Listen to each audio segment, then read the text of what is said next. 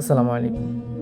আচ্ছা, যদি আমাকে কোনো সময় কেউ প্রশ্ন করে যে ভাই, সফলতা পেতে গেলে সর্বপ্রথম কী করতে হবে? তখন আমি তাদেরকে একটা উপদেশ দিব, সেটা হচ্ছে যে আগে বন্ধু-বান্ধবদেরকে সাইডে রাখতে হবে। যদি বন্ধু-বান্ধবকে সাইডে রাখতে পারেন, তাহলে আপনি সফলতার এক ধাপ এগিয়ে যাবেন। এখন আপনি বলতে পারেন যে ভাই, এখানে বন্ধুর কী দোষ? যেটা আমি প্রমাণিত, এই জন্য আমি বন্ধু বান্ধবদের কথাটা বললাম।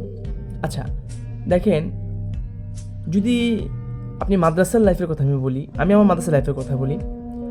আমার এরকম যখন আমি হাফসানায় পড়তাম, তখন আমার মানে খেলাধুলার প্রতি অনেক আসক্ত ছিলাম। হ্যাঁ, আসরের পর দেখবেন মাদ্রাসার ছাত্ররা যখন আপনার আসরের পর একটি সময় পায়, কিন্তু তো আমি কী করতাম জানেন? এক সময় আছে যে আসরের পর সময়টা পেলে আমি বন্ধু বান্ধবদের সাথে ঘুরতে যেতাম, ঠিক আছে?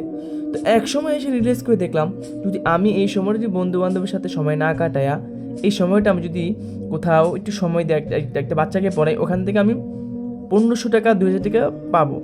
ওটা দিয়ে মোটামুটি আমার একটা মাস চলে যাবে, ঠিক আছে? যদিও আমার টিউশন লাইফ, সেটা আমি বলবো, এটা আমি অন্য একটা ভিডিওতে আমি শেয়ার করবো ইনশাল্লাহ, ঠিক আছে? আমি কি করলাম যে আমি আমার বন্ধু বান্ধবদেরকে ছাড়িয়ে রাখলাম। এখন যে বন্ধু বান্ধব নাই তেমনটা না, হ্যাঁ, বন্ধু বান্ধব আছে। এই যেমন শুক্রবারে নামাজ পড়তে গেলে তখন তো বন্ধু বান্ধবদের সাথে দেখা হয়, তখন যতটুকু বাড়ি সময় দিই, ঠিক আছে? তাছাড়া যেমন ছুটির দিন তখন সময় দিই, কিন্তু যে টিউশনি বাদ দিয়ে বন্ধু বান্ধবদেরকে সময় দিব, আসলে ওইটা আমি কখনো করি না, কখনো না, ঠিক আছে? কারণ কেরিয়ার করতে গেলে অনেক কিছু স্যাক্রিফাইস করতে হয়, ঠিক আছে? এই জন্য আমি আমার বন্ধু বান্ধবের কথাটা বলেছি। যদিও আরে অন্যজনদের অন্যরকম কথাও থাকতে পারে, বাট এটাই আমি আমার যেটা মনে করেছি আর কি, ঠিক আছে?